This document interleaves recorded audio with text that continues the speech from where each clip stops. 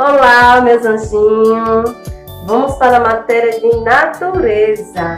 Na matéria de natureza, vocês vão estudar sobre habitats dos animais, que são a moradia dos animais, tá certo?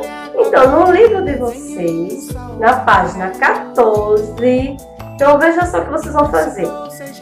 O Walter construiu uma casinha de madeira para o seu cachorrinho, que é da família. Então, assim como os seres humanos, os animais também precisam de um abrigo, né? Isso para morar, para se proteger do sol, do frio, da chuva, não é isso? Assim como a gente, ser humano, precisa de uma moradia para se proteger, né? Do sol, né? Da chuva, do frio, assim os animais. Então, o que vocês vão fazer? Vocês vão ligar cada animalzinho para o seu abrigo, tá certo?